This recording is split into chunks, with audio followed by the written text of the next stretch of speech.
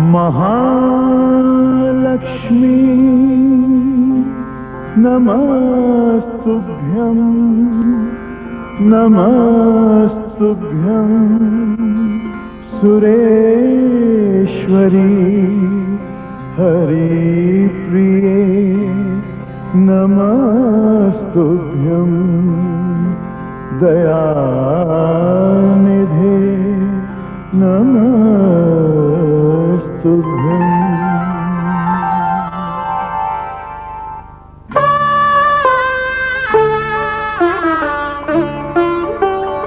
अग्रवंश के प्रथम पुरुष प्रतिमा वैभव अनुराग की। अग्रवंश के प्रथम पुरुष प्रतिमा वैभव अनुराग की।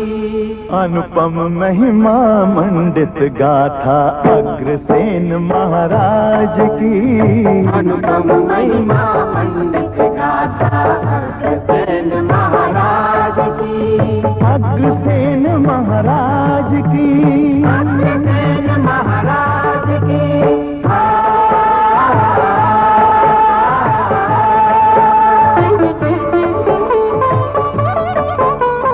श्रद्धा सुमन चढ़ाते हैं हम उनकी अद्भुत प्रतिभा को। श्रद्धा सुमन चढ़ाते हैं हम उनकी अद्भुत प्रतिभा को। एक ईंट और एक रुपया नई समाजी निष्ठा को। नई समाजी निष्ठा को। निर्धनता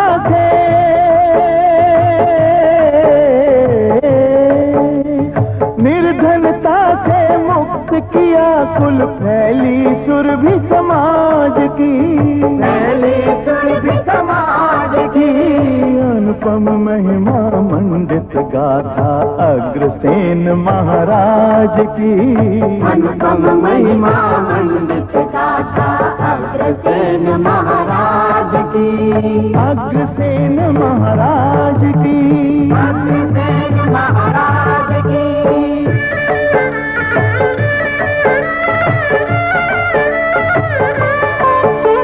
सूर्य वंश में जन्म लिया और हिंसा से जो दूर रहे। सूर्य वंश में जन्म लिया और हिंसा से जो दूर रहे। कुल देवी लक्ष्मी को पूज कर न्याय धर्म में लीन रहे। न्याय धर्म में लीन रहे। महिमा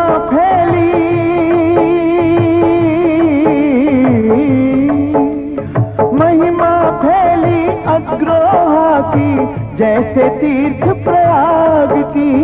जैसे तीर्थ प्रयाग की।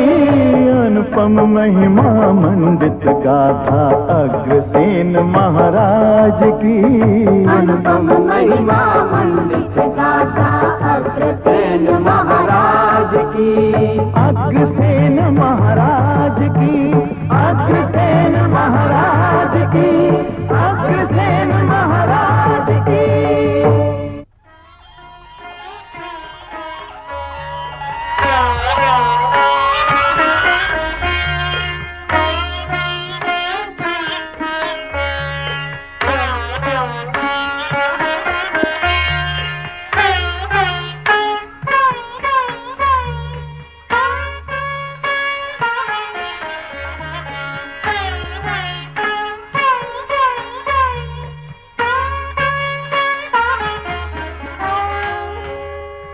महाराजा अग्रसेन की जय। महाराजा अग्रसेन की जय। महाराजा अग्रसेन की जय। महाराजा अग्रसेन की जय। महाराजा अग्रसेन की जय। महाराजा अग्रसेन की जय। महाराजा अग्रसेन की अग्रसेन महाराज की। प्रणाम मित्रों। प्रणाम प्रणाम प्रणाम। सब कुशल से तो हो? पधारो मित्र अरिमर्दन, तुम्हारी कमी थी। ये है राजा के सेवक, इनके पास समय कहाँ। क्षमा करें मित्र, आप सब इस स्मृति में तो हैं, किंतु महाराज के शासक बनने के पश्चात कार्यभार इतना बढ़ गया कि सर उठाने तक का अवकाश नहीं मिल पाया। क्यों मित्र, कैसा है ये अग्रसेन? वैसे राजा के रूप में वल्लभसेन ही थे। नहीं मित्र, अग्रसेन उनसे मेधावी हैं।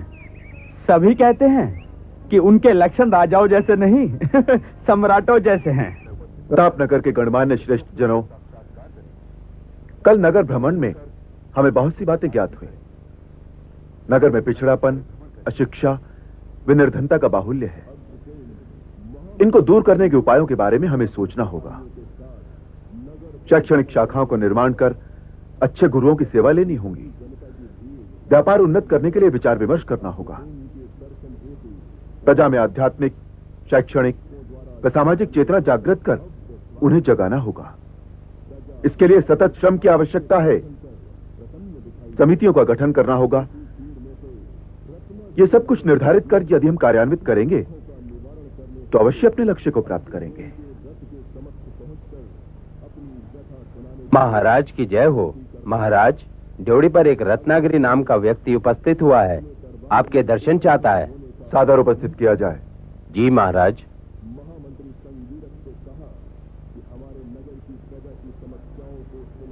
महाराज, यदि मेरा अनुमान उचित है तो वो मार्ग रोकने वाला अवश्य निर्धन ही होगा। महाराज को मेरा प्रणाम स्वीकार हो। कहिए भद्र, जो भी कहना हो निसंकोच होकर कहिए। मैं योध्य गणराज्य का श्रेष्ठी रत्नागिरी हूँ महाराज। रत्नागिरी श्रेष्ठी? हाँ महाराज, व्यापार करके लौट रहा था। मार्ग में दस्युओं ने मुझे लूटकर निर्धन बना दिया। तब से मैं दर दर भटक रहा हूँ। न रहने को दर है, न खाने को अन्न।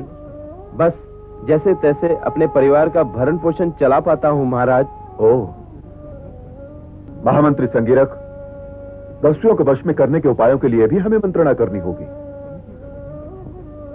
बंधु रत्नागिरी, सुख दुख, धनवान निर्धन, उत्थान पतन, यही जीवन है। आप फिर से व्यापार आरंभ कीजिए। ईश्वर ने चाहा तो आप प्रतापनगर के महाश्रेष्ठी पद के स्वामी भी हो सकते हैं। लेकिन महाराज। महामंत्री संगीरक, रत्नागिरी श्रेष्ठी को व्यापार के लिए जितने भी धन की आवश्यकता हो इन्हें प्रदान करने की व्यवस्था करें। व्यापारी लक्ष्मी बसती का महामंत्र घर घर में गूंजना आवश्यक है। धन्य है महाराज, आप धन्य हैं। मेरा व्यापार उन्नत होते ही मैं समस्त दाम कर सहित राजकोष में जमा करवा दूंगा महाराज, जमा करवा दूंगा। महाराज की जय हो। मेरे साथ घोर अन्याय हुआ है महाराज। कहो भद्र, क्या अन्याय हुआ है तुम्हारे साथ? महाराज, मेरा समस्त पैतृक व्यवसाय मेरे छोटे भाई ने हड़प लिया है। क्या क्या उसे भारतीय संहिता व नीति का ज्ञान नहीं है? भारतीय परंपरा में बड़ा भ्राता पिता तुल्य व पालक होता है। महामंत्री। जी महाराज। कल इन महाश को इनके भ्राता के साथ न्यायालय के सम्मुख उपस्थित किया जाए। हम स्वयं सत्यान्वेषण करके इन्हें न्याय देंगे।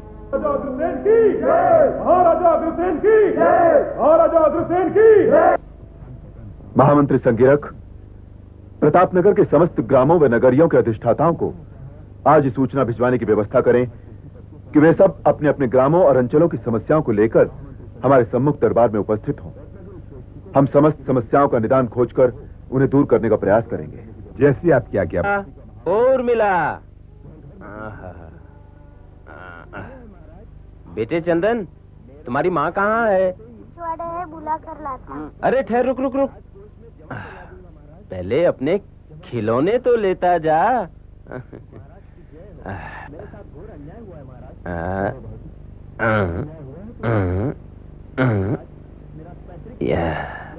ये ले, ये तेरा और ये हमारी प्यारी सी बिटिया के लिए हैं? और ये सब खिलौने तुम आपस में एक एक करके बांट लेना हैं? ये लो, ये लो, जाओ खेलो। हैं?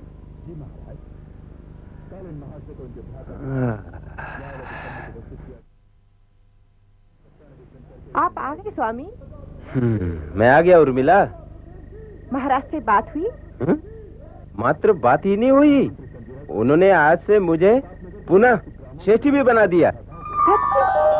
हाँ उर्मिला, महाराज मनुष्य नहीं बल्कि साक्षात देव स्वरूप है, पूर्ण देवत्व से परिपूरित। ये देखो, देखो उर्मिला, मैंने तुम्हारे लिए कितने सुंदर वस्त्र लाए हैं।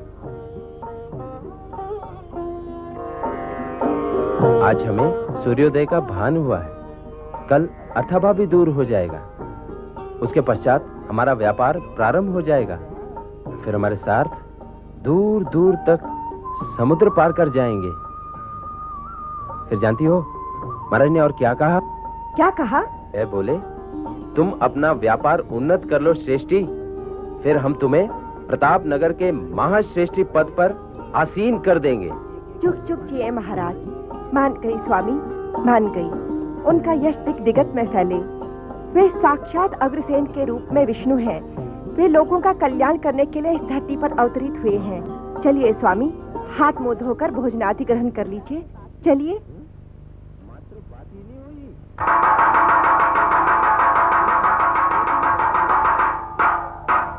सुने सुने सुने, नगर के हर प्राणी सुने।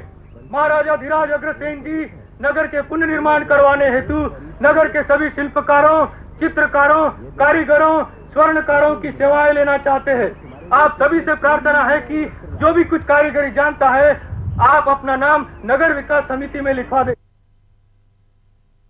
समुचित पारिश्रमिक तो मिलेगा ही, उत्तम कार्य करने वाले को महाराज स्वयं भी सम्मानित करेंगे।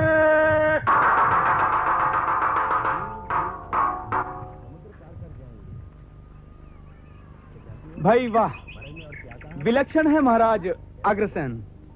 सिंहासन पर बैठे 10-20 दिन हुए हैं, किंतु प्रजा के कल्याण हेतु यूं तत्पर रहते हैं जैसे। मैंने तो उसी दिन कह दिया था कि वो श्रेष्ठ शासक प्रमाणित होंगे। हमने आप सभी को यहाँ इसलिए आमंत्रित किया है कि जिस प्रकार हमने प्रतापनगर के विकास के लिए सोचा है, आप सबके प्रति भी वैसी ही कल्पना है हमारी। हम आपकी प्रजा के ग्रामों, अंचलों की समस्याओं के निवारण के विषय में वार्तालाप करना चाहते हैं। आप सभी अपना अपना परिचय स्वयं दें और अपनी अपनी समस्याएं सुनाएं। मैं लोहाड़ा गांव का चंद्रपाल हूं महाराज। हमारी आजीविका का साधन पशुपालन है। घी, दूध, दही उत्पन्न करते हैं और उसके लिए सर्वाधिक आवश्यकता है अच्छे पशुधन की। बाहर से उत्तम प्रकार के पशु मंगवाकर यदि गोकुल का निर्माण करें तो समृद्धि आपके चरण चूमेगी चंद्रपाल। किंतु महाराज, धन हम दिलवाएंगे तुम्हें कोषागार से। हमने एक समिति का निर्माण किया है जिसके द्वारा आपको गोबर, खाद, सींग, चमड़ा आदि उच्छेद का मूल्य प्राप्त होगा। सत्य महाराज? बिल्कुल सत्य। आप कल ही समिति के सदस्य बन जाइए। मैं नागरथ, सूरप्रक अंचल का शासक। हमारी प्रजा शिकार पर ही अवलंबित है महाराज। यह अन्याय है। निरपराध प्राणियों का वध करना पाप है। उनका पालन करो, वो तुम्हें संपदा देंगे। वो कैसे महाराज? भेड़े पालो, वो तुम्हें ऊन देंगे। गौ और भैंस तुम्हें दूध देंगे। एक बार प्रयास तो करो, फिर देखो कितना लाभ होता है। हम तुम्हें और तुम्हारी प्रजा को अच्छे पशुपालन के लिए ज्ञान प्रदान करेंगे। ज्ञान का प्रकाश सारा अंधकार दूर कर देता है। जैसे आपकी आज्ञा। आगत समस्त शासकों से हमारा निवेदन है कि वे महामंत्री संगीरक से संपर्क करें, अपनी अपनी समस्याओं को लेकर उन पर विचार मंत्रणा करें और उनका निदान करें। महाराज अग्रसेन की जय! महाराज अग्रसेन की जय! महाराज अग्रसेन की जय! हमारा ध्येय है कि हमारी प्रजा सुखी व संपन्न हो, पर इसके लिए आप सभी का सहयोग अति आवश्यक है। हम सब तत्पर हैं महाराज।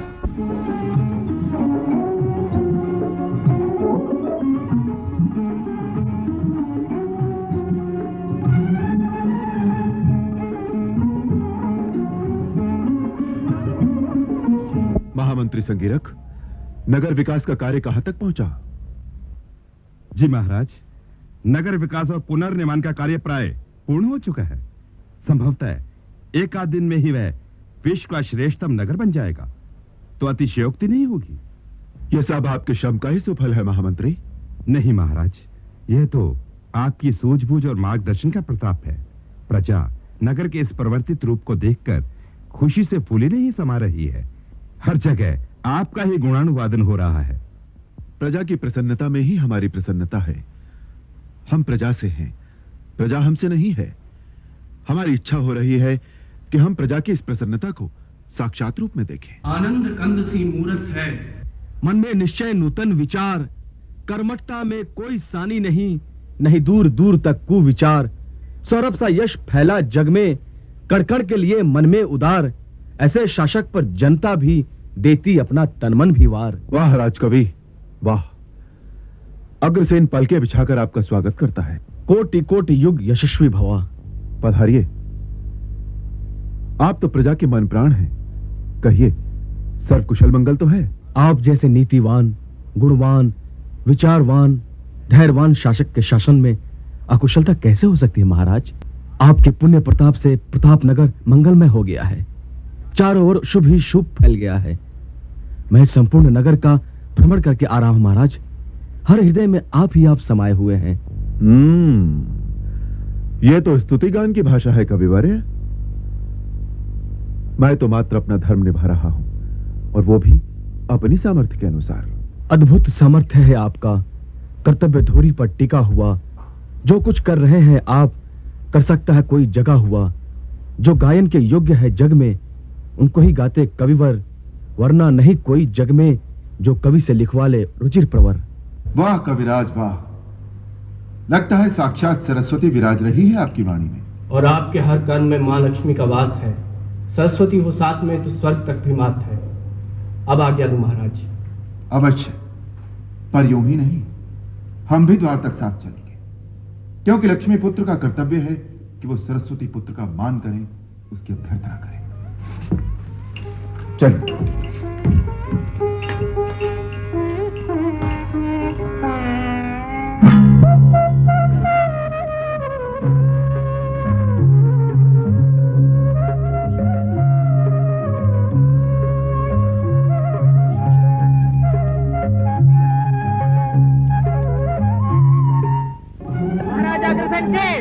महाराज अग्रसेन के, महाराज अग्रसेन के, महाराज अग्रसेन के, महाराज अग्रसेन के, महाराज अग्रसेन के।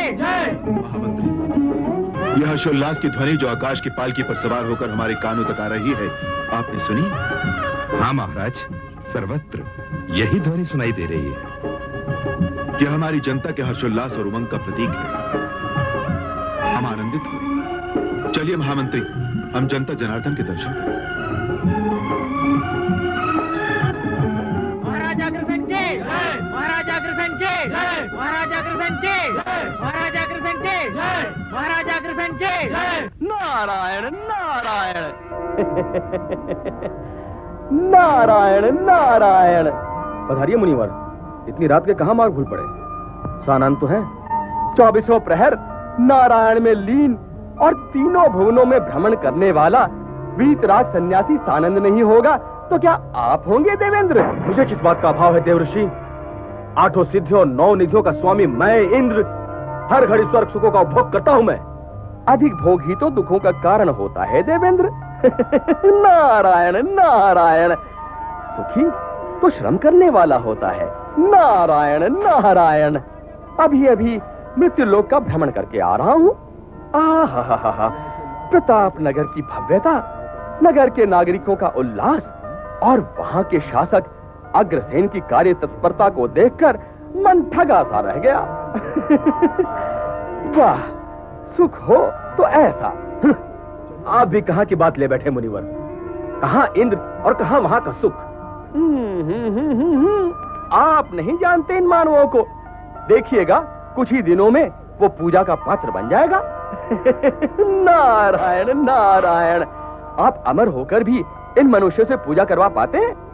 नहीं ना? नारायण नारायण।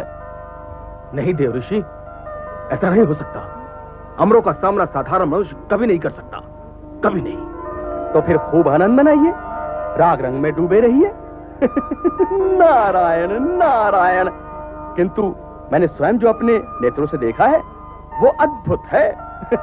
नारायण नारायण। क्या अद्भुत है? यही कि धरती का मानव अपनी दृढ़ इच्छा शक्ति से असंभव को भी संभव कर देवताओं के रूप में अधिष्ठित होकर देवेंद्र से भी आगे निकल जाता है। नारायण नारायण। किंतु हमें इन बातों से क्या लेना? कोई कुछ भी बने, चाहे धरती पर स्वर्ग उतार दे या देवेंद्र से आगे निकल जाए। हमें तो भगवत भजन ही करना है। नारायण नारायण। मैं उसे आगे नहीं निकलने दूंगा, वहीं रोक दूंगा, वहीं जहां वो है। आप व्यर्थ का दुख क्यों मोल लेते हैं? छोड़िए इन व्यर्थ की बातों को। अब आपसे आज्ञा लेकर प्रस्थान करूंगा। नारायण नारायण। जाइए, आप तो हवन में आहुति डालने आए थे, अब क्या काम है यहाँ आपका? किंतु मैं शांत नहीं बैठूंगा। अग्रसेन के उत्थान के कार्यों में बाधा डालकर उसके यश और कीर्ति की ओर अग्रसर नहीं होने दूंगा, नहीं होने दूंगा। नारायण नारायण।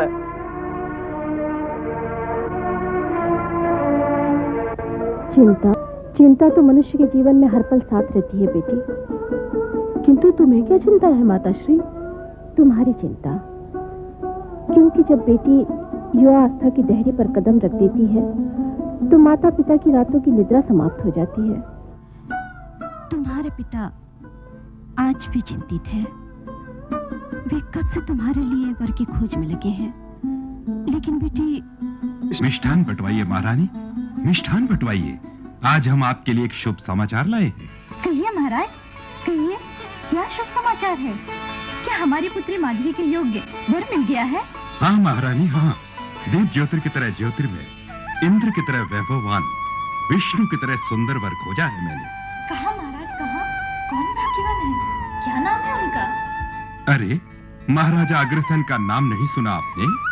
जिनकी कीर्ति का पताका चारों दिशाओं में लहरा रहा है। तो क्या वे बिल्कुल वैसे ही हैं जैसा आपने बताया है? उससे भी श्रेष्ठ हमारी बेटी माधवी उनके साथ ऐसे शोभायमान होगी जैसे इंद्र के साथ शची। तो क्या वे हमारी पुत्री माधवी को स्वीकार करेंगे? आपने उनके सामने अपना प्रस्ताव रखा? मैं आपसे मंत्रणा किए बगैर प्रस्ताव नहीं रख सकता था। तो आप तुरंत उन्हें संदेश भिजवा दीजिए। मैं आज ही दूत के द्वारा संदेश भेजकर श्रीफल भिजवा देता हूँ। महाराज की जय हो।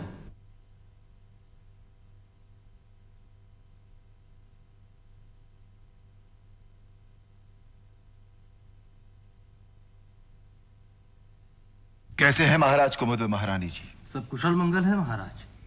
महाराज कुमुद व पूज्य महारानी जी को हमारा प्रणाम कहिएगा। उन्होंने जो ये सम्मान हमें दिया है, ये हमें स्वीकार है और हम इसके लिए आभारी हैं। जी महाराज। महामंत्री संगिरक। आज्ञा महाराज। ये हमारे गणमान्य अतिथि हैं। इनके प्रवास की व्यवस्था हमारे प्रसाद ने ही कराए। जी। और इस पत्र का प्रत्युत्तर हमारी स्वीकृति की मोहर के साथ लौटा दे। जो आज्ञा महाराज। किंतु आपने पत्र का आशय तो पूछा ही नहीं। शासनाध्यक्षों के पत्र गोपनीय जो होते हैं महाराज। किंतु यह पत्र गोपनीय नहीं, व्यक्तिगत है। इसमें उन्होंने अपनी पुत्री माधवी को प्रतापनगर की महारानी बनाने का प्रस्ताव भेजा है, जिसे हमने सहर्ष स्वीकार कर लिया है। यह तो बड़ी हर्षोल्लासपूर्ण बात है महाराज।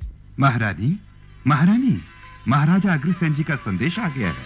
कहाँ है महाराज, कहाँ है?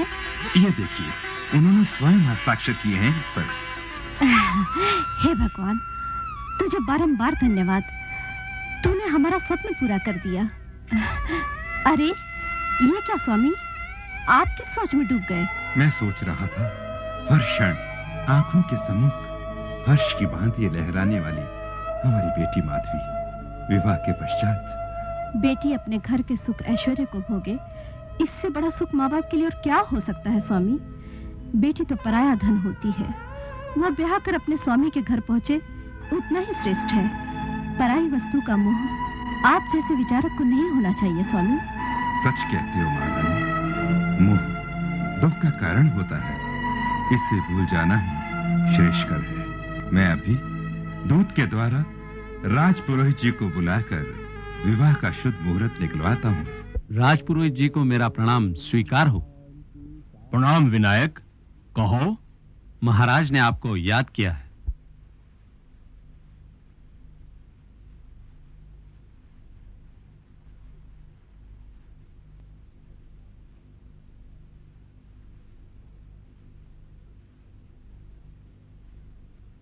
राजपुरोहित जी को मेरा प्रणाम स्वीकार हो।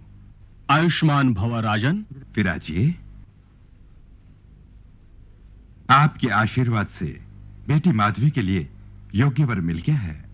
अच्छा, ये तो बहुत ही हर्ष की बात है, परंतु कौन है वो सौभाग्यशाली पुरुष प्रताप नगर के नरेश अग्रसेन। वही अग्रसेन जिनकी कीर्ति चारों दिशाओं में फैली हुई है। हाँ हाँ, वही अग्रसेन।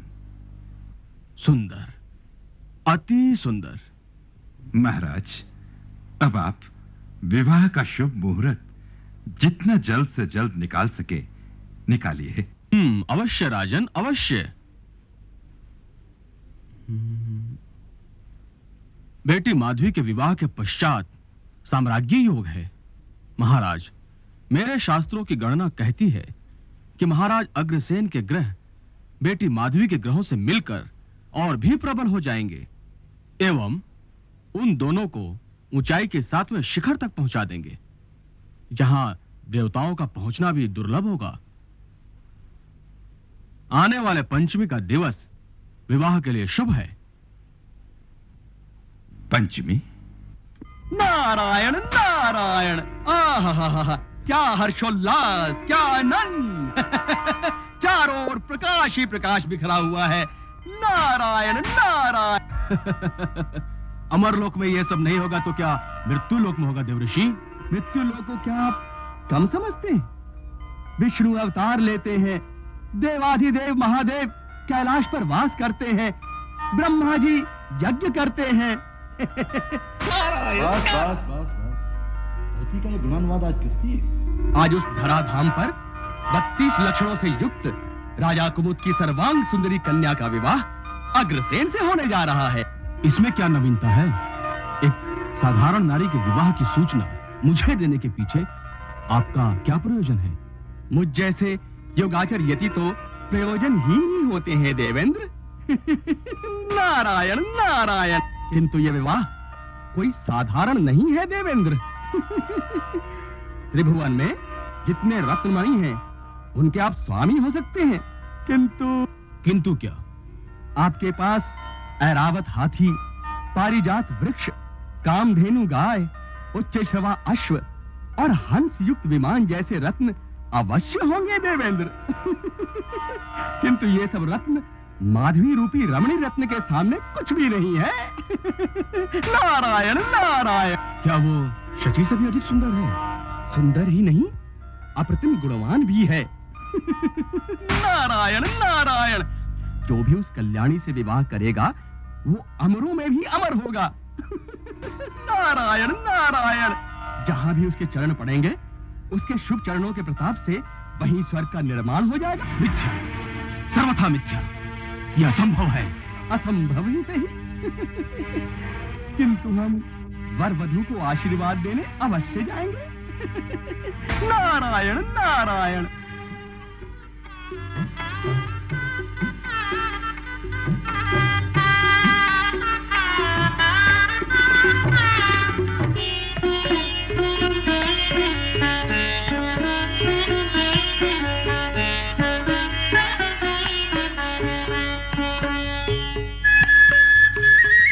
वाह महामंत्री वाह, अंततः आप सबका श्रम रंग लाया। ये देखकर तो ऐसा लगता है जैसे चारों दिशाओं की श्री सिमटकर अपनी ओर आ रही है। इतना विपुल लगान आज के पूर्व कभी नहीं मिला। यह सब महारानी माधवी के शुभ चरणों का प्रताप है महाराज। उनके आगमन होते ही श्री वृद्धि का जैसे साम्राज्य फैल गया है। लोगों के हर्षोल्लास भी ज्वार की तरह बढ़ते दिखाई दे रहे हैं। हर्षोल्लास भी खुशहाली का ही प्रतीक होते हैं महाराज। हमारे ही नहीं, हमारे अधीनस्थ नगरों, ग्रामों और अंचलों में भी धन वैभव में अशुग्न बढ़ोतरी हुई है। वहां से भी इतना धन आ रहा है कि गणकों के पास गणना के लिए समय ही नहीं। वाह महामंत्री वाह, हमारे निर्धारित कार्यों में कोई कार्य शेष है या? समस्त कार्य पूर्ण हो चुके हैं महाराज। तो अब हमें नए निर्माण कार्यों के लिए बैठकर सलाह मंत्रणा करनी होगी, क्योंकि धन को बांधने से काई आती है। धन का जितना चलन रखो वो उतना ही चमकता है, उतना ही अधिक होता है। आज्ञा कीजिए। प्रजा का धन प्रजा में ही लगाइए। नई नई धर्मशालाओं, अतिथि कक्षों, चिकित्सालयों एवं मंदिरों का निर्माण करवाइए। जी महाराज, नए कार्यों का प्रारूप बनाकर मैं कल ही सार्वजनिक सभा में रखकर सभा की अनुमति ले लूंगा। महामंत्री, हमारी इच्छा है कि हमारा नगर स्वर्ग से भी सुंदर बने। नारायण नारायण। आइए आइए देव ऋषि, आपकी मुख मुद्रा बता रही है कि आज भी आप कोई नारायण नारायण, हमें समाचारों से क्या लेना देवेंद्र, हम तो जो देखते हैं वही बताते हैं। तो आज भी प्रताप नगर की कोई अद्भुत घटना देखी होगी आपने। नारायण नारायण, लगता है आज आप अपने आपे में नहीं है। नारायण नारायण। आप अपनी बात कहिए देव ऋषि, केवल अपनी ही बात। मैं तो अपनी ही बात की पुष्टि करने आया हूँ भगवान। मैंने कहा था ना कि रानी माधवी कल्याणी है, वही हुआ ना। प्रताप नगर में उसके चरण। ओहो, फिर वही बात। मुझे तो लगता है कि आपकी मति भ्रमित हो गई है देव ऋषि। अश्विनी कुमारों के पास जाकर अपना उपचार करवाइए। मैं पूछता हूँ, हमारी बातों के मध्य ये माधवी के चरण कहां से टपक पड़े? शांत होइए देवेंद्र, मेरा भी मत यही है कि आपको भी भगवान धन्वंतरी से। देव ऋषि, सत्य सदा कटु होता है देवेंद्र। और कल जब सत्य पर से पर्दा हटेगा और आपको जिस सत्य के दर्शन होंगे, आप मेरी मति को भ्रम की संज्ञा देना भूल जाएंगे। नारायण नारायण। सत्य ये है कि माधवी लक्ष्मी स्वरूप है और वो अग्रसेन को विष्णु स्वरूप प्रदान करके ही रहेगी। नारायण नारायण। तो अब मैं आपसे आज्ञा लेकर प्रस्थान करूंगा। अवश्य प्रस्थान कीजिए मुनिवर, और कहीं अन्यत्र जाकर अपनी सत्यवाणी का मिठास उलझिए। यही तो मेरा कार्य है देवेंद्र। नारायण नारायण। अग्रसेन, माधवी। नारायण नारायण। लगता है कि अग्रसेन देवेंद्र के मन प्राण में बस गए हैं। तभी तो आतुर है उनके विषय में जानने के लिए। नारायण नारायण। नहीं, मैं उसका नाम भी सुनना पसंद नहीं करता। तो अपने नेत्रों से देख लीजिए देवेंद्र। आइए।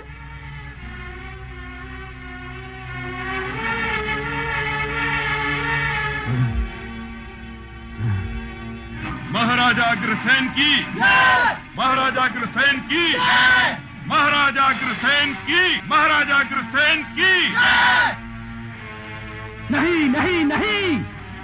आनंद की अनुभूति हुई देवेंद्र। अग्रसेन हर घड़ी इसी तरह लोगों को अभय देकर कल्याण कार्यों में व्यस्त रहता है। नारायण नारायण। कल्याण? जो स्वयं का कल्याण नहीं कर सकता, वो दूसरों का कल्याण क्या करेगा? आप स्वयं उनके सामने कल्याण की कामना करके तो देखिए। फिर कहिए कुछ। नारायण नारायण। मैं उसके कल्याण की याचना करूंगा? नहीं, मैं उसके राज्य वैभव का नाश कर डालूंगा। सर्वनाश। ये विचार भी अनुचित तो नहीं है देवेंद्र। आखिर इंद्रपद की भी अपनी गरिमा तो है ही। किंतु ये नाश का खेल आप खेलेंगे कैसे? नारायण नारायण। मैं उसके राज्य में वर्षा बंद कर दूंगा, उसकी प्रजा में हाहाकार मचा दूंगा। बूंद बूंद पानी को तरसते हुए लोग उसकी जयजयकार करने की जगह शाप देंगे उसे। आहा, तब तो आनंद ही आ जाएगा। नारायण नारायण। किंतु सुविचार में विलंब सदा बाधा उत्पन्न करता है देवेंद्र।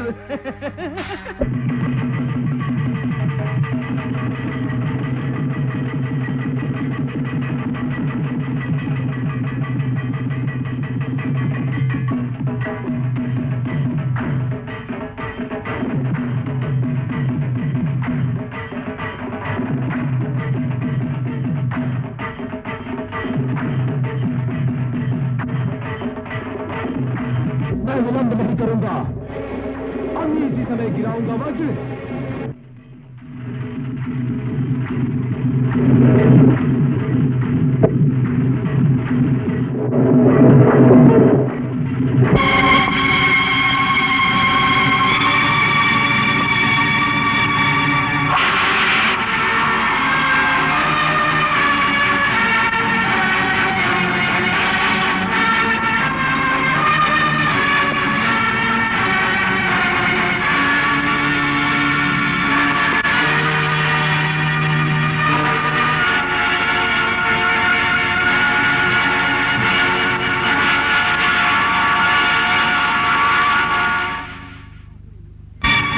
देवेंद्र, वाह, आप धन्य हैं, अति धन्य हैं। अब अग्रसेन का धैर्य अवश्य खंड खंड हो जाएगा और वो त्राही माम कर उठेगा। अब आएगा आनंद। नारायण नारायण। ये तो प्रारंभ है देवर्षि, आगे आगे देखिए मैं क्या करता हूँ। नारायण नारायण।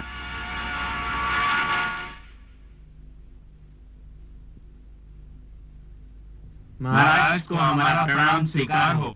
महाराज, पानी की यही दुर्दशा रही तो हमारे पूरे के पूरे परिवार काल कवलित हो जाएंगे। बच्चे बूंद बूंद पानी के लिए तरस रहे महाराज। हाँ महाराज, ऐसा भयंकर सूखा तो आज तक नहीं पड़ा था। यह दुर्दशा नहीं देखी जाती महाराज, नहीं देखी जाती। कुछ तो उपाय कीजिए महाराज, कुछ तो उपाय कीजिए। आप थोड़ा धैर्य धारण कीजिए। कब तक धैर्य धारण करें? मृत्यु तक, उजड़ जाने तक?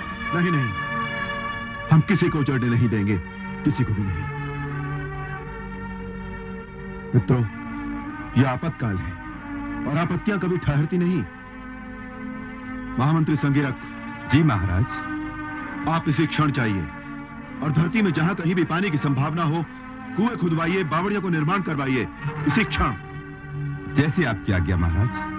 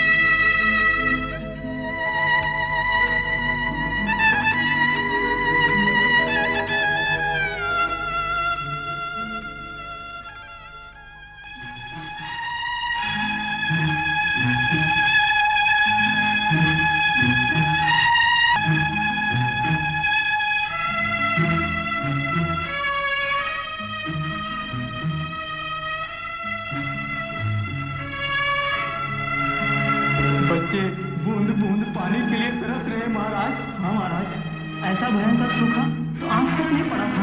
यह दुर्दशा नहीं देखी जाती महाराज, नहीं देखी जाती। हे देव, नहीं, यह आर्तनाद नहीं सुना चाहता, बिल्कुल नहीं सुना चाहता। महाराज। महामंत्री, पानी मिला? नहीं महाराज, नहीं। ओह संगिरक, अब हम क्या करें? कैसे बचाएं अपने सुजाड़ होते नगर को? कैसे बचाएं अपनी प्यार प्यारी जनता को? यदि हम कुछ न कर सके तो धैर्य धारण करिए महाराज। हर कठिनाई के शमन का कोई ना कोई मार्ग होता है। तो वो मार्ग हमें बताइए महामंत्री, हमारा पथ प्रदर्शन कीजिए। इस कार्य के लिए राजपुरोहित जी से ही विचार विमर्श करें तो वो ही कोई उपाय निकाल सकते हैं, चाहे वो अनुष्ठान करवाए। साधु, साधु महामंत्री, साधु। मंत्रों में तो वो शक्ति होती है जो देवताओं को भी अपने वश में कर लेती है। आप जाइए और कल प्रातः राजपुरोहित को लेकर ही आइए। जाइए। माताश्री, क्या बात है बेटी, तुम्हारा मुखमंडल? वैसे से मैं प्रतापनगर जाना चाहती हूँ।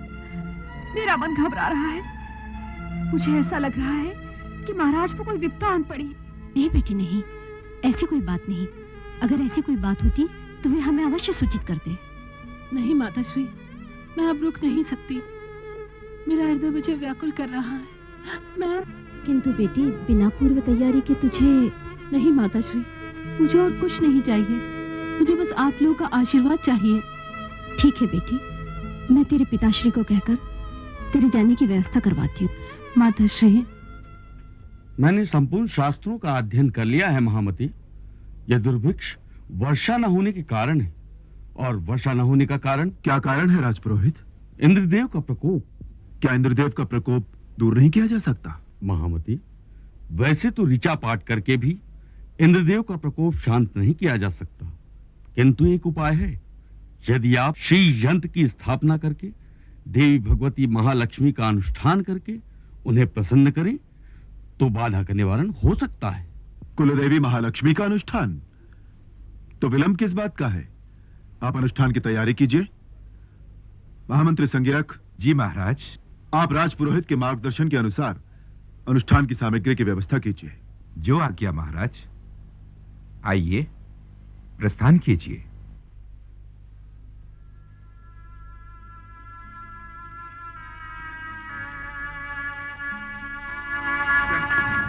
देव ही जाने इस नगर का क्या होगा। होगा क्या? कुछ लोग चले गए हैं, कुछ नगर छोड़ के चले जाएंगे, जो बचेंगे वे काल के मुख में खो जाएंगे। हमने भी निश्चय कर लिया है, प्राण त्याग देंगे, लेकिन इस जन्मभूमि को नहीं छोड़ेंगे। इसी मिट्टी में जन्मे हैं, इसी में मर जाएंगे। मरो तुम, हम बेमत क्यों मरे? हाय, अग्रसेन ने किस तल्लीनता से इस नगर को उन्नत किया था। उनके देखते ही देखते बालू की भीत की तरह ढह पड़ेगा। नहीं मित्र, ऐसा नहीं होगा, ऐसा कभी नहीं होगा। कौन मित्र दुदुम्ब? किस आधार पर कह रहे हो? मेरी आत्मा कह रही है।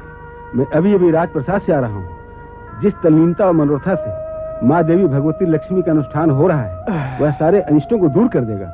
जानते हो, नगर पर इंद्र कुपित हुआ है। ओम श्रीम ह्रीम श्रीम महालक्ष्मी स्वाहा। ओम श्रीम ह्रीम श्रीम महालक्ष्मी स्वाहा। ओम श्रीम ह्रीम श्रीम महालक्ष्मी स्वाहा। ओम श्रीम ह्रीम।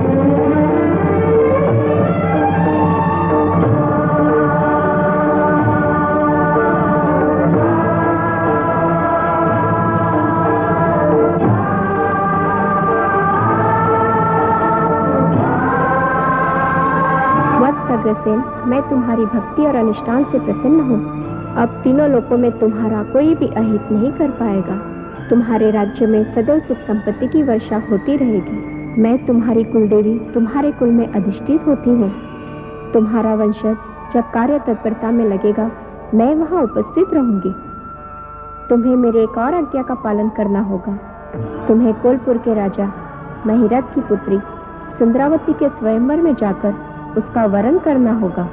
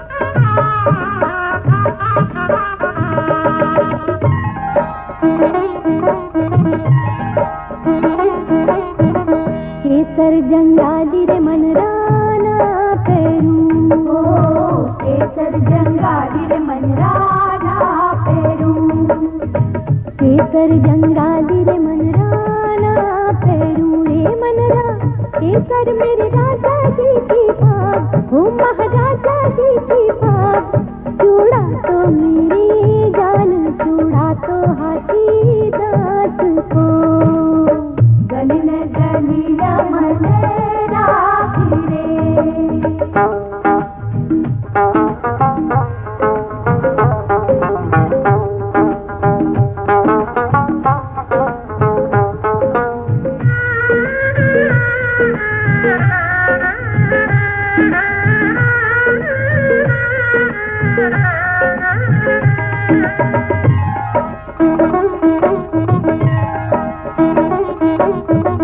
लाल जंगाली रे मनराना पेरू लाल जंगाली रे मनराना पेरू लाल जंगाली रे मनराना पेरू रे मनरा लाल मेरे राजा जी के होठ हो महाराजा जी के होठ चूड़ा तो मेरी जान चूड़ा तो हाथी दांत को गलिन गलिन मन राखी रे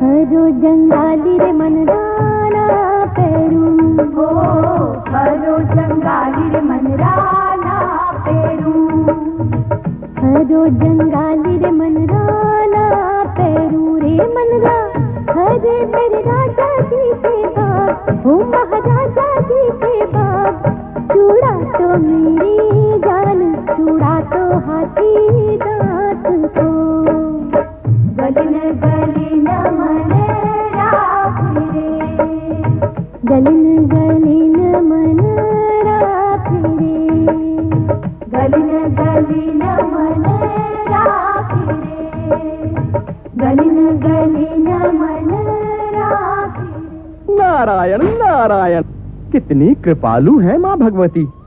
अपने पुत्र का नगर क्षणों में ही हरा भरा कर दिया।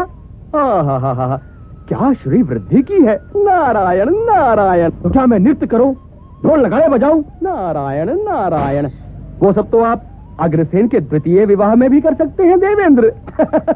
मुनिवर, नारायण नारायण, क्रोधित न होइए देवेंद्र। माता लक्ष्मी ने वास्तव में महीरथ की कन्या को वरण करने का आदेश दिया है। अग्रसेन उनके आदेशानुसार वहां जाएगा, अवश्य जाएगा। वहां तो मैं भी जा रहा हूं देवर्षि। मेरे होते हुए त्रिभुवन की कोई भी कन्या किसी और का वरण कभी नहीं कर सकती। ऐसी आप में क्या विशेषता है देवेंद्र? कुछ जैसा रूपवान वैभवशाली योद्धा है कोई त्रिभुवन में? मैं देवताओं का राजा हूं।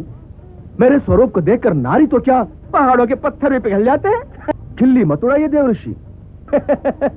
नारायण नारायण, शशि के बगल में सुंदरावती को कटाक्ष करते हुए देखेंगे तो आपके नयन झुक जाएंगे। दर्प का मंदराचल पर्वत खंड खंड होकर बिखर जाएगा। अग्रसेन, इस स्वयंवर में अगर मैंने तुझे पराजित नहीं किया तो मैं भी देवताओं का राजा देवराज इंद्र नहीं। अग्रसेन माता महालक्ष्मी के आदेशानुसार कौलपुर के राजा महीरथ की पुत्री सुंदरावती के स्वयंवर में पहुंचे। वहां पर देवराज इंद्र पहले से ही विराजमान थे। अग्रसेन को देखकर देवराज इंद्र अपने घमंड में मगरूर हो जाते हैं और ये दर्शाते हैं जैसे इस स्वयंवर में जीत उन्हीं की होगी। लेकिन स्वयंवर में सुंदरावती द्वारा वरमाला अग्रसेन को पहनाई जाती है। यह देख देवराज इंद्र क्रोधित हो वहां से चल देते हैं। देवराज इंद्र इस व्यथा को सह नहीं पाते और बेचैन हो उठते हैं। उन्हें रिझाने, उनकी इस व्यथा को भुलाने हेतु अप्सरा उनके दरबार में नृत्य करती है, लेकिन देवराज इंद्र का मन विचलित होने के कारण उन्हें नृत्य अच्छा नहीं लगता और वह क्रोधित हो नृत्य बंद करने का आदेश देते हैं।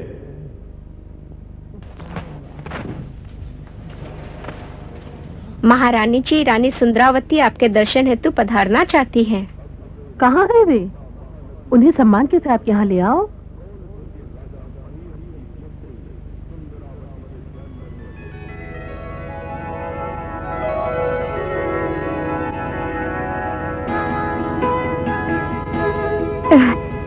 आओ बहन। सौभाग्यवती भव। आओ चले।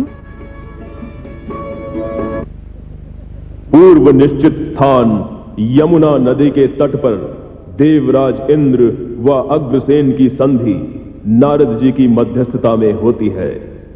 संधि में देवराज इंद्र द्वारा अग्रसेन को भेंट स्वरूप एक अप्सरा दी जाती है। धैर्य धारण करो जीजी, वे आते ही होंगे। मुझसे धैर्य की बात कर रही हो सुंदर?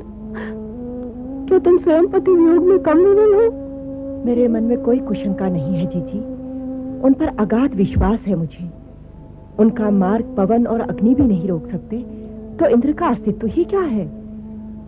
हाँ, वियोग की पीड़ा अवश्य है। थोड़ा विश्वास मुझे भी प्रदान करो बहन। मेरे मन में शंका कुशंका केवल इसलिए है क्योंकि मैंने इंद्र के कुछ रूप को देखा और झूला है। महारानी, रानी सुंदरावती,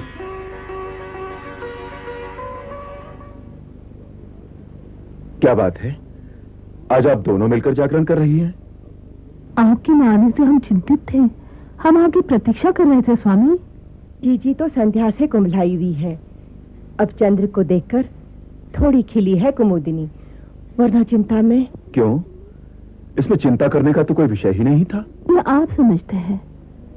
मुझे याद है वे क्षण जब इन्हीं देवराज इंद्र के कारण सारा प्रतापनगर तहस नहस हो गया था। ऐसे व्यक्ति का क्या भरोसा, वो कभी भी कोई भी षड्यंत्र रच सकता है। उनसे संधि हुई। अब वो हमारे मित्र हैं।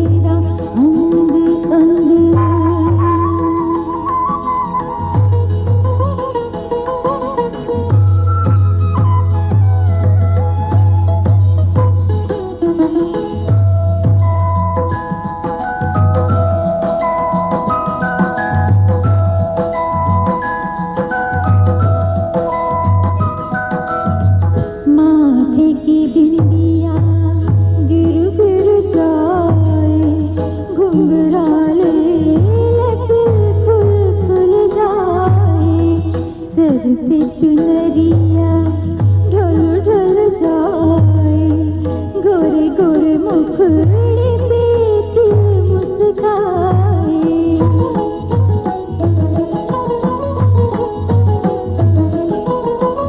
बहुत दिनों में फागुन आया, बहुत दिनों में फागुन आया, आज भी बोले मोरा सारा अंग अंग, चंचल चित बंदी रूप रंग मधुमाता हुआ मेरा अंग अंग।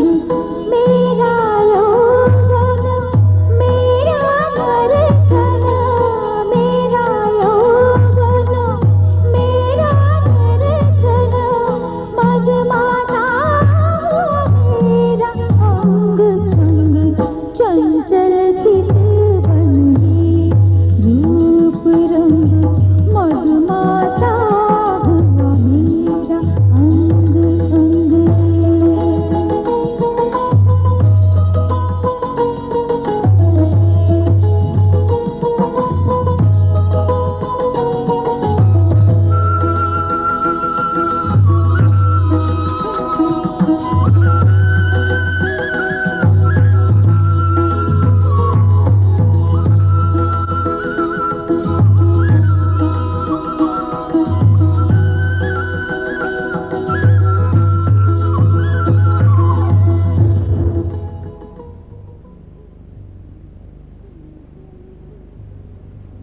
महाराज को मेरा प्रणाम स्वीकार हो। आइए महामंत्री।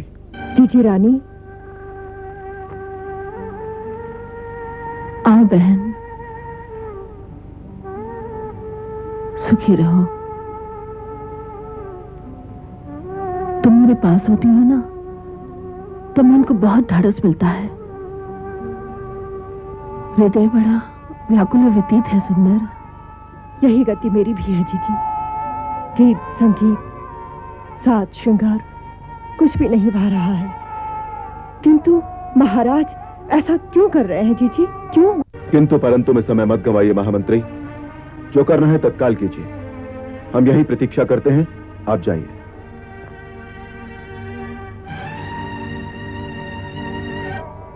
वे ही जाने। क्या आप उन्हें समझा नहीं सकती? प्रयत्न किया, किंतु सब निष्फल हो गया।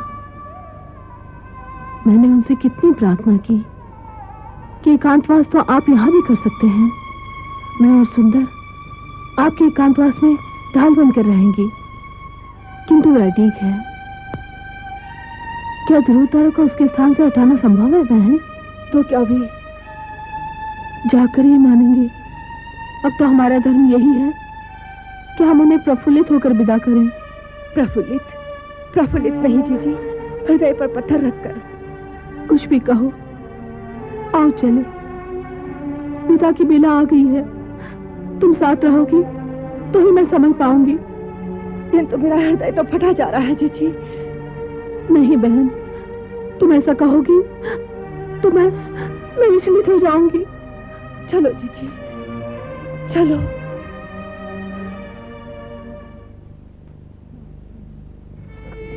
क्या करूं बहन, जिधर देखती हूँ वे ही दिखते हैं। पलकें बंद करती हूँ तो सामने आकर खड़े हो जाते हैं, मुस्कुराकर कहते हैं बस। और घबराकर पलकें खोल देती हूँ तो सामने से आती हुई हवा में उनकी पदचाप सुनाई देती है। लेकिन वो यहाँ है कहाँ? वो तो हमें छोड़कर चले गए। सुंदर, आंखें खोलो वत्स। मैं तुम्हारे कठोर तपस्या से प्रसन्न हूँ और तुम्हें वरदान देने आई हूँ।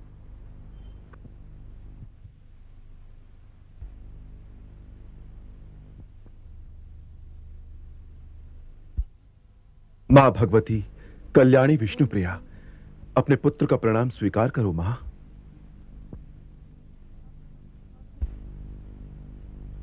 अब मैं तुम्हें नवों निधियों और 8 सिद्धियों का स्वामी बनाने आई हूँ।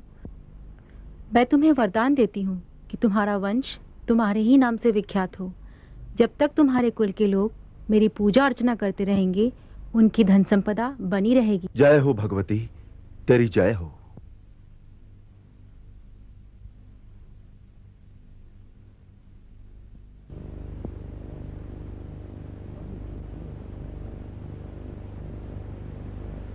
प्रणाम गुरुदेव। आयुष्मान भव। हम आप ही की प्रतीक्षा कर रहे थे, विराजिए। हमने आपको इसलिए कष्ट दिया कि तपश्चर्या पूर्ण करके लौटते समय हमने एक अलौकिक दृश्य देखा। अलौकिक दृश्य? हाँ, एक सिंह का नवजात शिशु उछल उछल कर एक मतवाले हाथी को चपत लगा रहा था। अच्छा, फिर?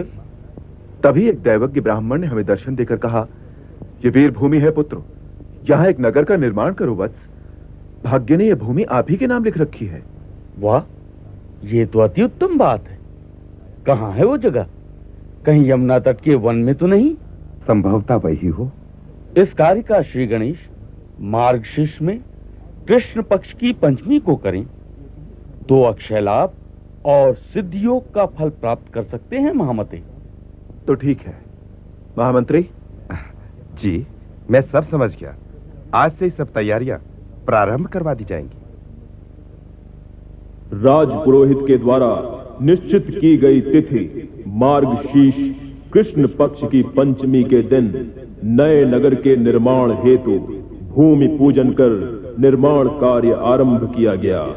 अग्रसेन की आज्ञानुसार नगर के ठीक मध्य में महालक्ष्मी का भव्य मंदिर बनाया गया। नगर की वसाहट देखकर प्रजा में नए नगर की प्रशंसा होने लगी। नए नगर की वसाहत को देखकर विश्वास ही नहीं होता इसे किसी मनुष्य ने बनाया है। क्या विधियां, क्या टालिकाएं, क्या वैभव। ऐसा लगता है कि स्वयं विश्वकर्मा ने इसे अपने हाथों से गढ़ा है। हो सकता है महाराज ने विश्वकर्मा से ही निर्माण करवाया हो। महाराज जो भी कुछ करवाएंगे वो विस्मयकारी तो होगा ही। लोग कहते हैं जाने कहां-कहां से कारीगर बुलवाए हैं और मुंह मांगा दाम भी दिया है। कहते हैं कोष का तो मुंह खोल दिया है महाराज ने। अरे भाई, कोष तो अकूट है। जितना भी खर्च करो माता लक्ष्मी की कृपा से दिन दूना रात चुगना बढ़ता ही जाता है। किंतु क्यों भाई, महानगर का नाम क्या रखा है? नाम तो संभवतः अभी तक नहीं रखा है, पर सुना है कि कल महाराज ने सकल मंत्रियों और पुरोहितों की सभा इसी काम के लिए बुलवाई है। महारानी, महारानी, आज मन आनंद से मगन हो रहा है। खुशियां उमड़ उमड़ कर बाहर आना चाहती हैं। ऐसी आनंदित होने वाली कौन सी खुशी हुई है महाराज? जरा मैं भी तो सुनूं। आज सार्थवा आए हैं अग्रोहा से। अच्छा, तो? वह नगर की शोभा, निर्माण और भव्यता का ऐसा वर्णन कर रहे थे जिसे सुनकर मैं भी क्षण दो क्षण के लिए उसकी कल्पना में खो गया। उन्होंने एक महोत्सव रखा है लक्ष्मी पूजन का। गणमान्य अतिथियों, विद्वानों एवं मंत्रीगणों, आज अपार प्रसन्नता का दिन है कि नए नगर के निर्माण का सपना हमने मां महालक्ष्मी की अनुकंपा और साथियों के सहयोग से पूर्ण कर लिया है। उस नगर का नाम क्या रखा जाए, यही निश्चित करने के लिए आज हम सब यहां एकत्रित हुए हैं। अतएव आप सभी से प्रार्थना है कि आप सभी अपनी अपनी मति से उस ऐश्वर्यशाली महानगर के नाम का सुझाव दें। महाराज, मेरी मति के अनुसार और भारतीय परंपरा में नगर का नाम नगर बसाने वाले के नाम पर ही रखा जाता है। अतः इस नगर का नाम आपके नाम पर ही रखा जाना चाहिए। यही उचित है, यही उचित है। महामंत्री संगीरक, आपका इस विषय में क्या मत है? इससे श्रेष्ठ नाम अन्य कोई हो ही नहीं सकता महाराज। तो फिर यही नाम रखा जाए। अब हम आते हैं नगर प्रवेश तथा महालक्ष्मी मंदिर में मां की प्रतिमा की प्राण प्रतिष्ठा पर। राजपुरोहित से हमारी विनती है कि इन दोनों अनुष्ठानों का मुहूर्त भी निश्चित कर दें। महालक्ष्मी जी की प्राण प्रतिष्ठा का पर्व कार्तिक कृष्ण की अमावस्या श्रेष्ठ है आर्य। लक्ष्मी पूजा का वही दिन निर्धारित करें और नगर प्रवेश उससे 2 दिन पूर्व। महामंत्री, कल ही नगर में ढिंढोरा पिटवा दें कि नगर प्रवेश के दिन से लेकर त्रयोदशी तक उत्सव मनाया जाए। नए वस्त्राभूषण पहनकर तथा दीपमालिका सजाकर लक्ष्मी का आह्वान किया जाए। यही होगा महाराज।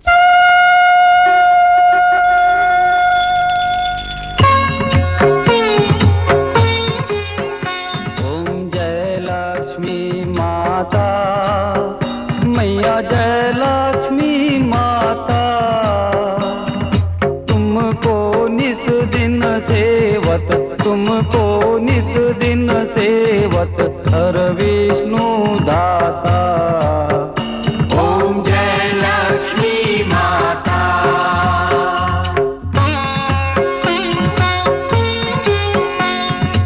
उमा रमा ब्रह्माणी तुम ही जग माता, तुम ही जग माता।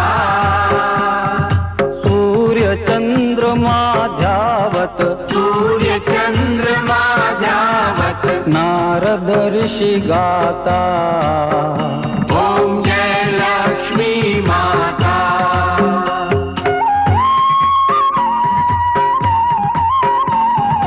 दुर्गा रूप निरंजन सुख संपत्ति दाता, सुख संपत्ति दाता। जो कोई तुमको ध्यावत, जो कोई तुमको ध्यावत, सिद्धि सिद्धि धन पाता। ओम जय लक्ष्मी माता।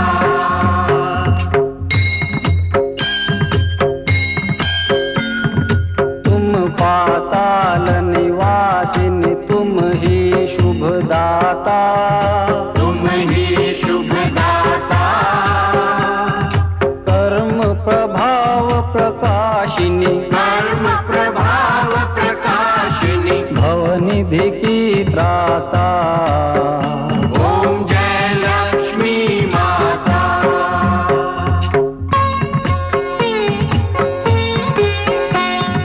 जिस घर में तुम रहती सब सद्गुण आता, सब सद्गुण आता। सब संभव हो जाता, सब संभव हो जाता। मन नहीं घबराता। ओम जय लक्ष्मी माता।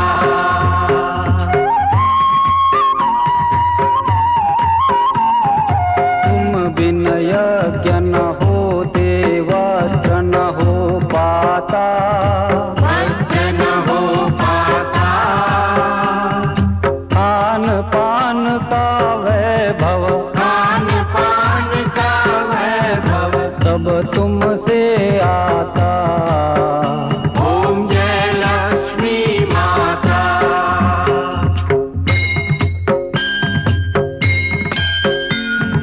शुभ गुण मंदिर सुंदर क्षीरोदधि जाता, क्षीरोदधि जाता।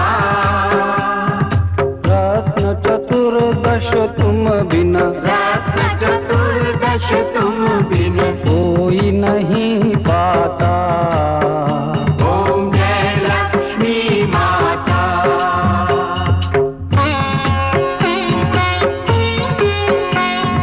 महालक्ष्मी जी की आरती जो कोई नर गाता, जो कोई नर गाता,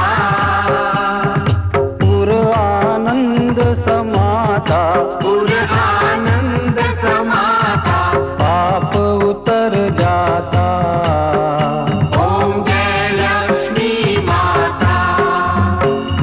जय लक्ष्मी माता। मैया जय लक्ष्मी माता। तुमको निस दिन सेवत, तुमको निस दिन सेवत, हर विष्णु धाता। ओम जय लक्ष्मी माता। अग्रोहा निर्माण और साम्राज्य की कामना पूर्ण होने से मन को आनंद प्राप्त हुआ। अब समुचित व्यवस्थाओं के जाल भी उसी प्रकार प्रसारित होते रहे, यही हमारा ध्येय है। आपकी कल्पना अनुसार समस्त व्यवस्थाएं पूर्ण हो चुकी है महाराज। महामंत्री, हृदय के भीतर से एक सुप्त इच्छा बार बार जागृत होकर बाहर आना चाहती है कि वनों का भी विकास और संरक्षण किया जाए। आप वन भ्रमण का एक कार्यक्रम तैयार कीजिए। उसके लिए कल प्रातः ही व्यवस्था हो जाएगी महाराज। ठीक है, आप अभी से इस व्यवस्था में लग जाइए। जो आज्ञा महाराज। वन भ्रमण तो उचित है महाराज, किंतु हम रानी की सुधि तो लीजिए, जो आपके मार्ग में पलके बिछाए, प्रतीक्षा करते करते थक गई हैं। हम सबका भी तो आप पर कोई अधिकार है स्वामी। क्या हमने कभी इस बात को नकारा है? हमें समय न देने का और दूसरा अर्थ भी क्या होता है? मानता हूं, परंतु राजा प्रजा का सेवक होता है और सेवक सेवा की जगह यदि रासरंग में डूब जाए तो? डूबने को कौन कहता है स्वामी? समय का कुछ भाग तो। जो आज्ञा, हम ध्यान रखेंगे, किंतु कर्तव्य पूर्ति के पश्चात ही। देखते हैं कब आता है वो समय। फेरे का फल सदा मधुर होता है महारानी, धैर्य रखिए, भला होगा। अब आप लोग विश्राम कीजिए, हम तनिक एकांत चिंतन चाहते हैं। ठीक है महाराज, अब हम आज्ञा लेते हैं।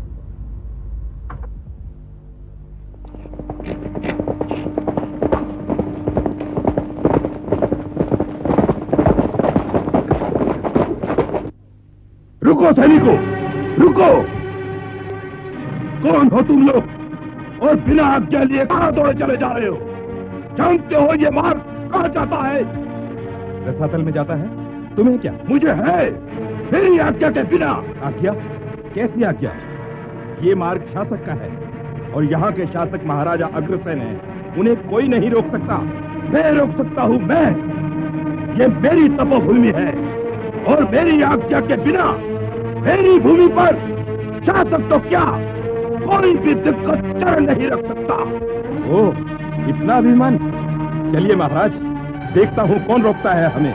तुम राजपथ पे अंधे होकर अवहेलना कर रहे हो तो सुनो, मैं तुम्हें श्राप देता हूँ कि तुम्हारे शासक की वंश बेल में फल ही न लगे।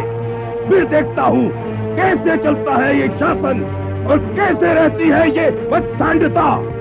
नहीं महाराज, नहीं, ऐसा अनर्थ न कीजिए, मैं आपसे याचना करता हूँ। याचक के लिए मत, क्रोध है क्रोध। जाओ, चले जाओ यहाँ से। क्षत्रिय को मैं कभी दान नहीं देता।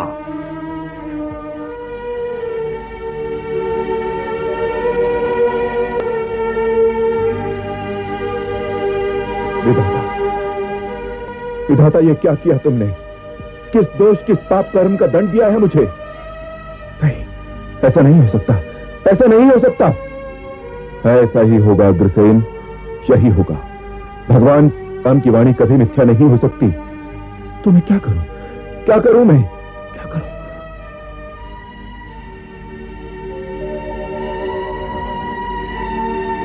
इस पाप और श्राप का प्रायश्चित करके शमन करना होगा। हाँ, शमन करना होगा। महामंत्री जी महाराज, मुझे इस श्राप से मुक्ति के लिए यही का प्रायश्चित करना होगा। किंतु किंतु परंतु के लिए मेरे पास किंचित मात्र भी अवकाश नहीं है। संगीरक, तुम जाओ, राजकार्य संभालो, मैं मुक्ति प्राप्त होते ही लौट आऊंगा। जैसी आपकी आज्ञा महाराज।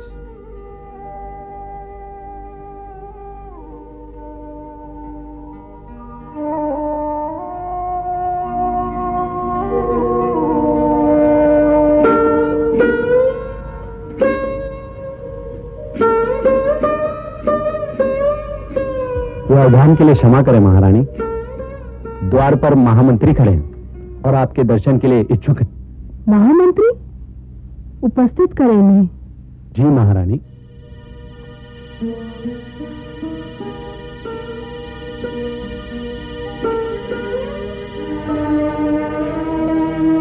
किंतु महामंत्री तो महाराज के साथ वनभ्रमण के लिए गए थे। प्रणाम राजराजेश्वरी। पधारिए महामंत्री। किंतु आप तो महाराज के साथ ही गए थे महारानी जी। किंतु क्या महामंत्री? किंतु जैसे महामंत्री सुमन रामचंद्र जी को वन में अकेला छोड़कर ही लौटे थे। महामंत्री! हाँ महारानी, दोष मेरा ही है। मैंने ही भगवान का विरोध किया और उसका दंड प्राप्त किया महाराज ने। ये क्या हो गया? धैर्य रखिए महारानी जी, वे शीघ्र ही लौटेगी। मैं आज्ञा चाहता हूं।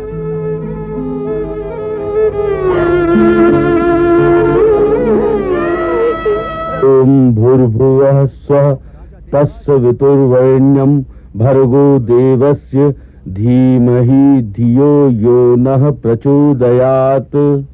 रोहित जी को मेरा प्रणाम स्वीकार हो। कष्ट के लिए क्षमा चाहता हूं पुरोहित जी। आइए। अब नगर से महाराज के दर्शनों के लिए आया था, वे तो नहीं मिले, सोचा आप ही के दर्शन करता चलूं।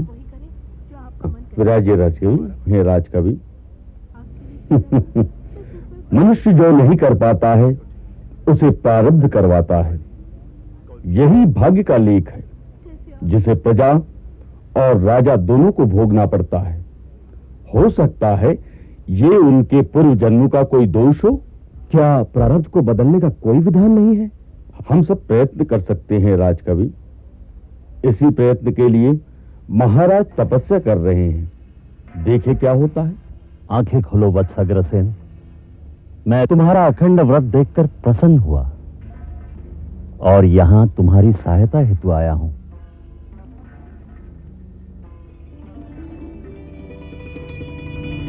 महर्षि आप प्रणाम स्वीकार कीजिए। आयुष्मान भव। आज्ञा महर्षि। मैं तुम्हारा मार्गदर्शन करने आया हूं। तपस्या तो आत्मशुद्धि का एक मार्ग है वत्स। तुम शाप रहित होकर वंश वृद्धि कर सकते हो और तुम्हारी संतति कभी क्षीण नहीं हो सकती, किंतु उसके लिए तुम्हें क्या करना होगा मुझे बताइए महर्षि। मैं कुछ भी कर सकता हूँ, आप जो भी करें। तुम्हें अपना वर्ण बदलना होगा वत्स। क्षत्रिय वर्ण त्याग कर वैश्य वर्ण धारण करना होगा। ये आप क्या कह रहे हैं महर्षि? मैं सर्वथा उचित कह रहा हूँ वत्स। हमारे महर्षियों ने वर्ण व्यवस्था जन्म से नहीं कर्म के आधार पर बनाई है। महर्षि वाल्मीकि से ब्रह्मर्षि बने, उसका कारण भी तो यही है। किंतु महर्षि मार्ग यही है। भगवान ने शाप क्षत्रिय अग्रसेन को दिया है, वणिक अग्रसेन को नहीं। और तुम में वैश्य के सभी गुण कूट कूट कर भरे हैं। वाक्चातुर्य, कुशाग्रता, सूझबूझ, दया, ममता, व्यापारिक सूझबूझ। युद्धों के अतिरिक्त धरती के गर्भ से अन्न रत्न निकालकर लोगों को समृद्ध बनाने में तुम निष्णात हो। किंतु मैं छत्र और चमर का त्याग नहीं करूंगा महर्षि। ना कर, आवश्यकता भी नहीं है। वे शोभा और वैभव के प्रतीक के रूप में सदैव तुम्हारे चिन्ह रहेंगे। तो फिर मुझे स्वीकार है महर्षि। तो चलो वत्स, अग्रोहा चलकर मैं स्वयं तुम्हारा पुरोहित बनकर तुमसे पुत्र कामेष्टि यज्ञ करवाऊंगा। जितने यज्ञ करोगे उतने ही पुत्रों के पिता बनोगे। चलिए महर्षि। आंखों के तारे, वो प्राणों के पंछी मात्र दर्शनों के लिए ही अटके हैं। वे आएंगे जीजी, अवश्य आएंगे, और तब हमारी इच्छाओं के उद्यान भी महक उठेंगे। 12 बरस तो बीत गए, अब तो लगने लगा है कि इस जन्म में संभव नहीं। असंभव कुछ भी नहीं है जीजी। आत्मा से विराट और गहन क्या है। और मेरी आत्मा कहती है कि वे अवश्य आएंगे। महारानी जी महाराज आ गए हैं। नंदा, तू सत्य कह रही है ये बुलाने के लिए? नहीं महारानी जी, सत्य कह रही हूँ। मेरी आत्मा ने कहती थी कि वे अवश्य आएंगे। यदि ये सत्य है तो तू महान है सुंदर। अरे जीजी, आप रो रही हैं। नहीं, ये प्रेम का वेग है जो रोके नहीं रुक रहा। आनंद है जो भीतर समा नहीं पा रहा है। जीजी। महाराज अग्रसेन की जय। महाराज अग्रसेन की जय। महाराज अग्रसेन की जय। महाराज अग्रसेन की जय।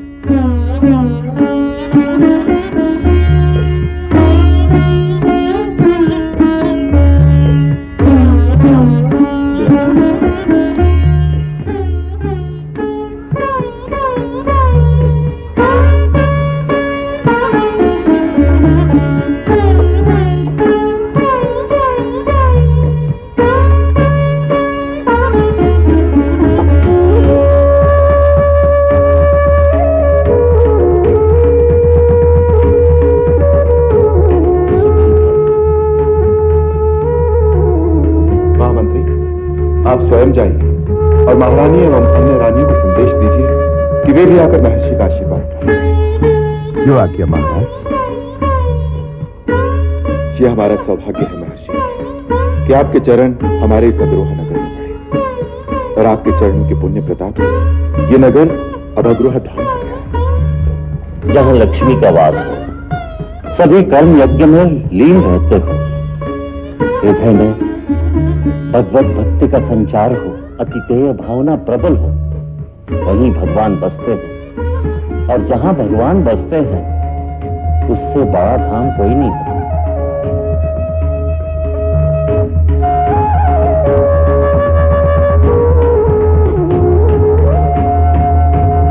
पुत्रवती भव, अखंड सौभाग्यवती भव।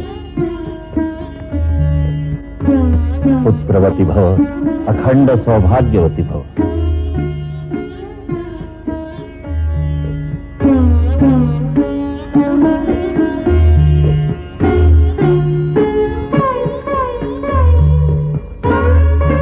लीजिए महर्षि, फलाहार ग्रहण कीजिए। अभी नहीं वत्स, संध्या वंदन के पश्चात। अभी तो पहले मैं स्नान करूंगा। तो तुम जाकर अपने प्रियजनों से मिलो, घड़ी पश्चात अपने महामंत्री को भेज देना। मैं उसे पुत्र कामेष्टि यज्ञ के विषय में कुछ जानकारियां व आदेश दूंगा। सैषत्वाष्टौ वसवः सैषैकादश रुद्रः सैषा द्वादशदित्या सैषा त्वाष्टौ वसवः सैषैकादश रुद्रः सैषा द्वादशदित्या सैषत्वाष्टौ वसवः सैषैकादश रुद्रः सैषा द्वादशदित्या स्वैषत्वाष्टौ वसवः सैषैकादश रुद्रः सैषा द्वादशादित्या क्या बात है महर्षि? शास्त्रानुसार ये यज्ञ बलि देने से पूर्ण होगा वत्स। बलि? नहीं, मैं बलि नहीं दूंगा। किसी निरपराध प्राणी की हत्या करके पुत्र की कामना मैं ऐसा कदापि नहीं करूंगा महर्षि। ऐसे करने से विपरीत प्रभाव होगा वत्स। होने दीजिए महर्षि, प्राण ही तो जाएंगे, जाए, किंतु पुत्र की कामना किसी प्राणी का वध करके मैं ऐसा नहीं कर सकता महर्षि। इस यज्ञ को साधु वत्स, साधु। तुम्हारा यही गुण तुम्हें जन से महाजन बनाएगा। तुम्हारा ये यज्ञ बिना बलि के ही पूर्ण होगा। सैषा भातुधाना असुरा रक्षासी। सैषा भातुधाना असुरा रक्षासी। पिशाचः यक्षः निद्यः। पिशाचः यक्षः निद्यः। सैषा सत्वरजस्तंबरसी। सैषा सत्वरस्तंबरसी। सैषा सत्वरजस्तंबरसी। सैषा सत्वरस्तंबरसी। सैषा सत्वरजस्तंबरसी। सैषा सत्वरस्तंबरसी। सैषा सत्वरजस्तंबरसी। सैषा सत्वरस्तंबरसी। सैषा सत्वरजस्तंबरसी। सैषा सत्वरस्तंबरसी। सैषा सत्वरजस्तंबरसी। सैषा सत्वरस्तंबरसी। सैषा सत्वरजस्तंबरसी। सैषा सत्वरस्तंबरसी।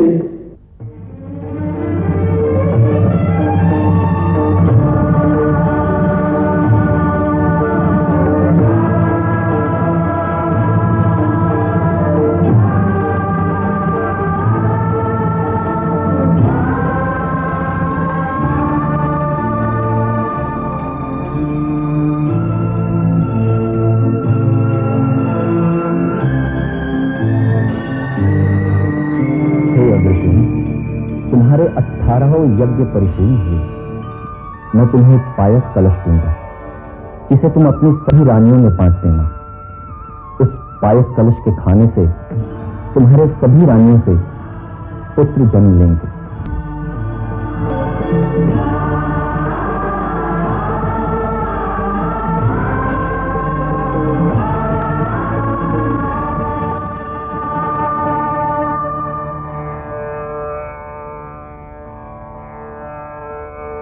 महर्षि की महर्षि की महर्षि की महर्षि की महर्षि की। अग्रसेन ने अपने राज्य का विस्तार करने के लिए 16 अन्य राज्यों के राजाओं की पुत्रियों से 16 विवाह किए। ऐसा नहीं होना चाहिए। अगर ऐसा हुआ तो ये हमारी पुत्री मारी पर अन्याय होगा। नहीं रानी नहीं, ये अन्याय नहीं, राजनीति है। बिजली गिरे ऐसी राजनीति पर जिससे हमारी पुत्री को 16-17 साथियों की पीड़ा झेलनी पड़ी। अरे तुम किस पीड़ा की बात करती हो? उसे तो प्रसन्नता होगी, वो पटरानी बनेगी और महाराज का पटरानी पर अधिक प्रेम होता है। उसके अधिकार बढ़ेंगे, उसके गौरव की श्री वृद्धि होगी। अब कुछ भी कहे, किंतु मैं भयभीत हूँ महाराज। भय को मन से निकाल दो महारानी, ये राजनीति है। राजनीति में जो होता है उसमें कोई कुछ नहीं कर सकता। आज तक यही होता आया है। फिर भी आप विरोध तो कीजिए महाराज। अब कुछ लाभ नहीं होगा। वे विवाह कर चुके होंगे, उनका राज्य विस्तार भी हो चुका होगा। अग्रोहा निर्माण और साम्राज्य की कामना पूर्ण होने से मन को आनंद प्राप्त हुआ। अब समुचित व्यवस्थाओं के जाल भी उसी प्रकार प्रसारित होते रहे, यही हमारा ध्येय है। महर्षि द्वारा 18 पुत्र कामेष्टि यज्ञ करने के कुछ समय पश्चात अग्रसेन के यहाँ 18 रानियों को 18 पुत्र रत्नों की प्राप्ति हुई। पुत्रों के जन्म पर नगर में हर्षोल्लास मनाया गया। काफी सोच विचार के पश्चात हम इस परिणाम पर पहुंचे कि शासन कार्यों में हमारे गणराज्य में आप जैसा विद्वान और दूसरा कोई नहीं है। ये तो आपका बड़प्पन है महाराज, जो आप मुझे गौरव दे रहे हैं। यह सत्य है महामंत्री। इसलिए शासन प्रणाली के अध्ययन के लिए हम अपने पुत्रों को आपको सौंप देना चाहते हैं। मैं तत्पर हूं महाराज, किंतु कुमार अभी छोटे हैं। इतनी अल्पायु में प्राप्त ज्ञान अधिक गहरा होता है। कल प्रातः काल से ही कर दें। जैसे आज्ञा गृहपति। अग्रसेन की आज्ञानुसार महामंत्री संगीरक द्वारा उनके 18 पुत्रों को शासन व्यवस्था में निपुण कर दिया गया।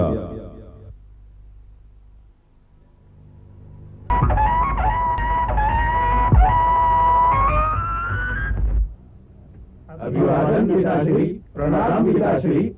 आयुष महाराज, आपकी आज्ञा शिरोधार्य करके मैंने सब कुमारों को शासन व्यवस्था में निपुण कर दिया है।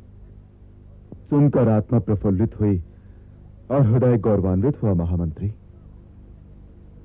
पुत्रों, जब पुत्र हर कार्य में निपुणता प्राप्त करके यौवनावस्था में प्रवेश करते हैं तो पिता के संपूर्ण कार्यों का भार वही वहन करते हैं। आज से आप सबको भी हमारे साथ साथ ये राज्यभार संभालना होगा। हम सब तत्पर हैं पिताश्री, आपकी आज्ञा हमारा कर्तव्य है। तो आज से आप सब हमारी दोनों भुजाएं बनकर इस शासन भार को हमारे साथ साथ संभालेंगे, हमारे साथ इस दरबार में बैठेंगे। हमें आशा है कि आपके ज्ञान का संबल पाकर हम ये राज्य व्यवस्था अधिक सुचारू रूप से और अधिक सहजता से चला पाएंगे। यह सिंहासन आपके है।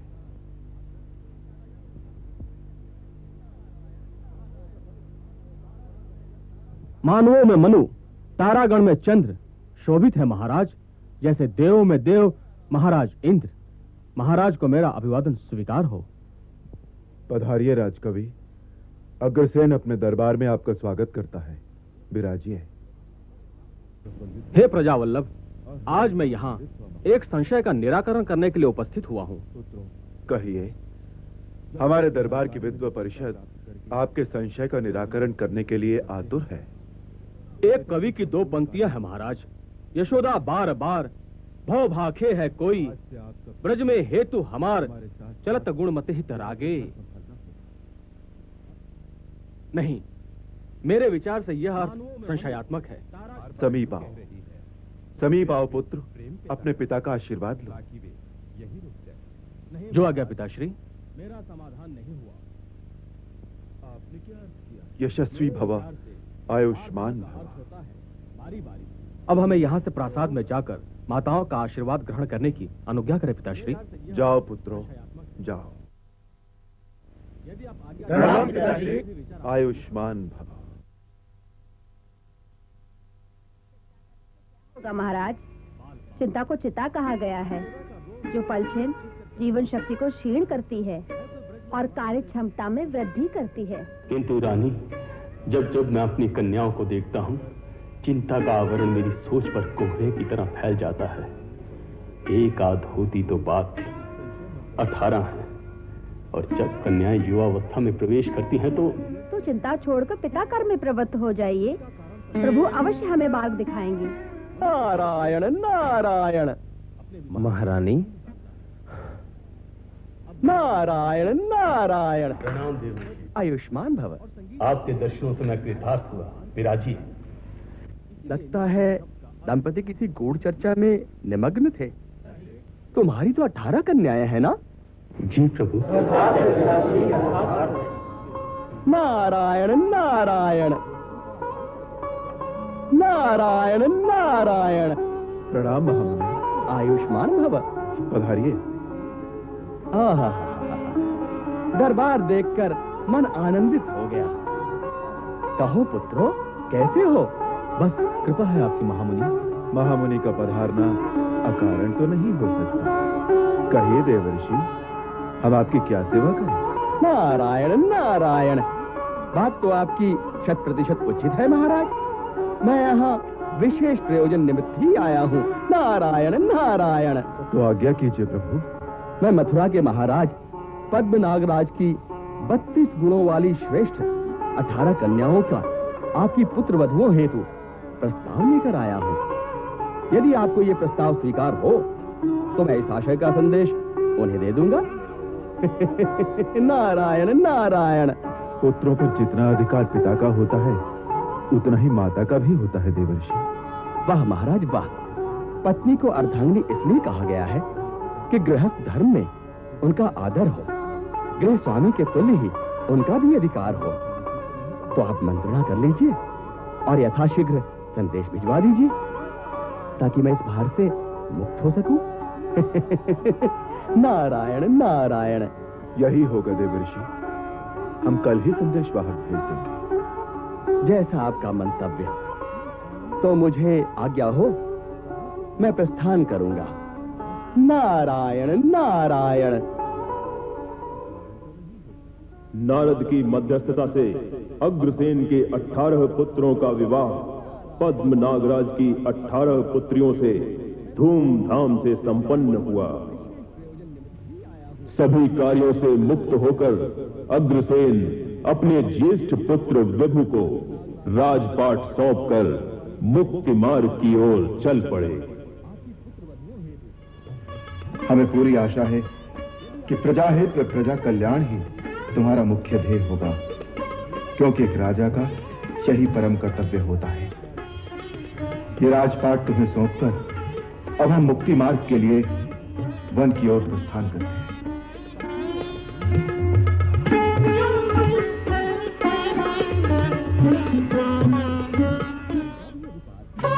पुरुष प्रतिमा वैभव अनुराग की, अनुपम महिमा मंडित गाथा अग्रसेन महाराज की। अनुपम महिमा मंडित गाथा अग्रसेन महाराज की। अग्रसेन महाराज की। अग्रसेन महाराज की।